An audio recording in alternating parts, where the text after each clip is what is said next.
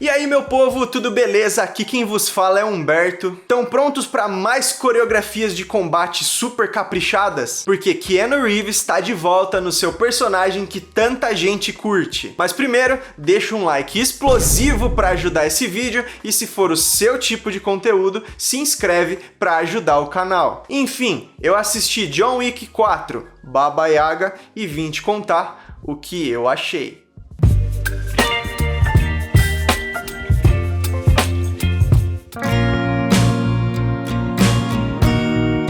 John Wick. Quando eu penso nesse nome, imediatamente eu lembro de três coisas: Keanu Reeves, cachorro e cenas de ação muito bem dirigidas. Convenhamos, apesar dos filmes terem histórias muito interessantes, tanto individualmente quanto somando a narrativa compartilhada dessa quadrilogia, o fator mais impressionante de John Wick é a ação absurdamente bem coreografada, dirigida e editada.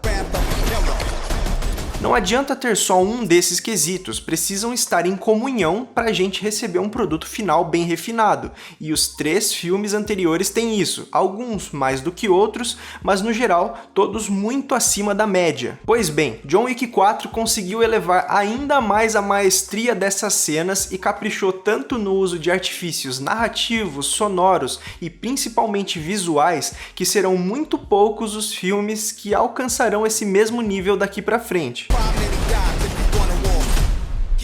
Boa parte da culpa, da positiva culpa por tamanha qualidade na ação desses filmes vem da direção, trabalho do Chad Stahelski, que antes de dirigir esses filmes fazia sabe o quê? Era dublê.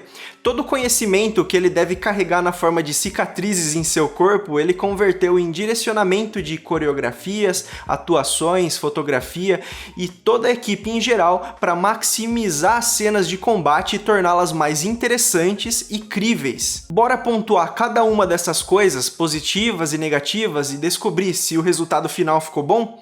Vamos lá. John Wick 4 continua a saga do protagonista interpretado por Keanu Reeves em busca de sobrevivência e liberdade após sua vingança virar quase todo o submundo contra ele. Dessa vez, surge um inimigo, Marquis de Gramont, interpretado por Bill Skarsgård e ainda mais influente para dificultar a vida de John, colocando até velhas amizades contra ele. A história, eu vou ser bem sincero com vocês, não é o ponto mais alto desse filme. Às vezes ela se perde um pouco nessa invencionice de regras do submundo deles, da alta cúpula. Eu não pertenço à cúpula. Mas sua família sim. E acaba usando isso como muleta para criar escapes narrativos e infelizmente é disso que surge o plot final desse longa. É absurdamente ruim? Não, porque de uma forma ou outra ajudou a criar os conflitos que foram a base da maior e melhor característica desse filme, que é a ação. No entanto, a gente não pode deixar de comentar, ao menos, que podia ser algo um pouco mais criativo, sem recorrer a temas tão batidos em relação à resolução de problemas, porque foi uma saída que nós encontramos em diversas outras obras, principalmente em coisas medievais. Não vou aprofundar muito porque é importante vocês descobrirem no decorrer do filme. Mesmo não sendo a coisa mais surpreendente do mundo, faz parte da narrativa. Ganhar ou perder é uma saída.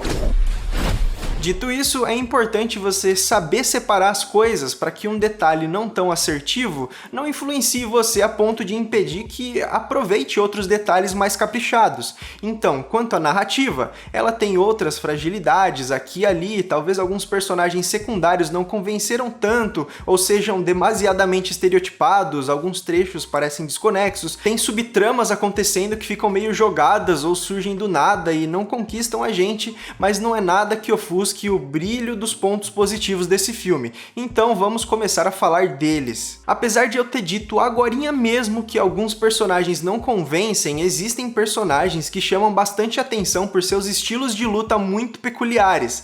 E alguns desses personagens, inclusive, são os que não convencem narrativamente, mas ainda assim entretêm nas cenas de ação. Vou citar especificamente dois aqui para não ficar me estendendo muito, mas justamente são os dois que mais impressionam por suas características características marcantes. A primeira é a personagem da Rina Sawayama, chamada Akira. Ela não aparece tanto, mas no pouco que aparece mostra um estilo de luta muito ágil, que utiliza bastante o contorno do oponente. Uma hora ela tá na frente, outra hora já passou por cima e brotou atrás, se jogou no chão e passou por baixo, tudo de forma muito dinâmica e com o corpo se contraindo, imobilizando o oponente. Me lembra muito a movimentação de uma aranha com sua presa.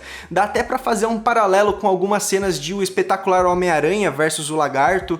Achei muito interessante e contrasta bem com o estilo do John, que tá sempre próximo dela nas mesmas cenas. O segundo, que é na verdade um personagem que instiga a curiosidade. E por que isso?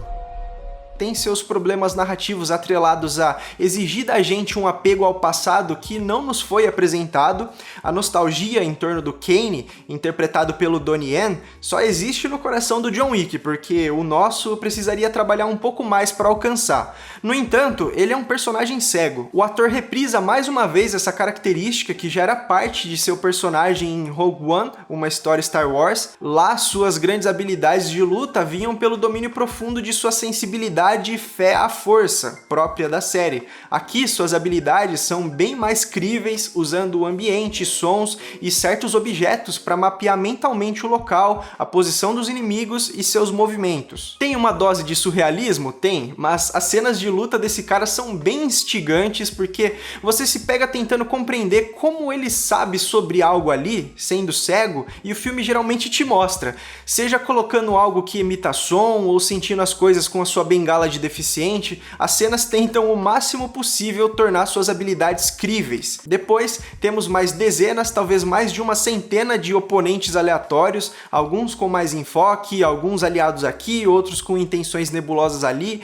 Nenhum se destaca tanto quanto esse que citei, e tem logicamente o próprio John Wick. Se o estilo de luta dele já era muito chamativo nos filmes anteriores, pode apostar que aqui foi maximizado e com muito mais chance da gente observar detalhes. Mas é aquela coisa, muitos tiros de pistola, vários no mesmo inimigo, sempre tentando se aproximar e acertando vários tiros a queima-roupa, um no peito, outro na cabeça, desvia, desarma, torce o braço, usa o inimigo de escudo, acabam as balas, ele parte pra porrada e assim vai durante diversas sequências, em cenários variados, com inimigos de tamanhos distintos, e parece que o exército de inimigos aleatórios nunca é o suficiente pro exército de um homem só, que é o John Wick. E tudo isso seria facilmente parte de só mais um filminho de ação, se não fosse a preocupação da direção e toda a equipe em entregar cenas refinadíssimas.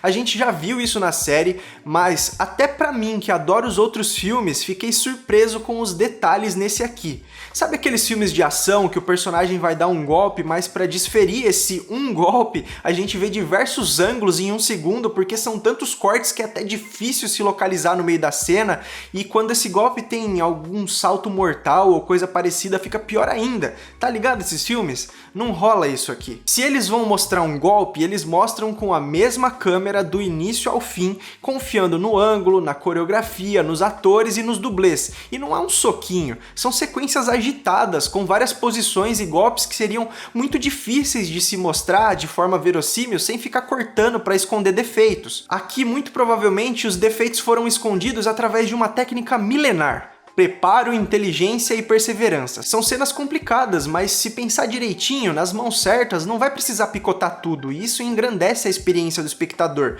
porque a gente aprecia as lutas com muito mais facilidade. Lutas quais estão sempre em cenários diferenciados que, se a natureza desses locais já não fosse o suficiente para encantar, ainda são engrandecidas pelo trabalho absurdo de fotografia. Primeiro, no uso inteligente da iluminação e da coloração, que quase sempre busca cores complementares ou próximas a isso, como azul junto de vermelho, verde junto de laranja, que se contrastam e enriquecem a estética dos locais, salientada pela iluminação perspicaz que usa a sombra não só para esconder pequenas falhas, mas para artisticamente escolher as silhuetas que devem ficar em evidência junto com a luz de recorte em volta dos personagens. Esses detalhes de cor e iluminação preenchem o maravilhoso uso de perspectiva em boa parte das cenas, cenas. Sempre tem um conjunto de objetos que por natureza são simétricos e padronizados e aqui são usados para indicar profundidade. As linhas imaginárias geradas por esses objetos muitas vezes ficam quase evidentes e nos guiam para o objetivo central da cena. Fora quando brincam com os níveis, colocando a câmera lá embaixo de uma escadaria ou mostrando ela lá de cima,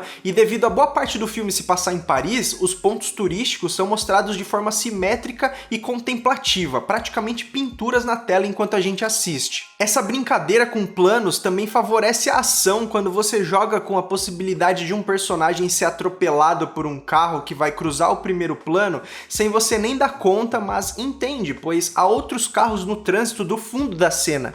Um detalhezinho vai casando com o outro e tornando cada sequência uma viagem distinta para os olhos e um mundo de possibilidades que geralmente são aproveitadas. Falando em sequência, eu preciso enaltecer um plano sequência que acontece perto do fim do filme. Sem mais detalhes narrativos para não dar spoiler, o que eu posso dizer é que a câmera sobe, mostra a visão superior de um prédio, mas internamente, destacando cada sala como se fosse uma planta, em um ângulo que mistura o que vemos em jogos como Dino Crisis e Resident Evil do PlayStation 1 com a visão dos GTA, também do Play 1.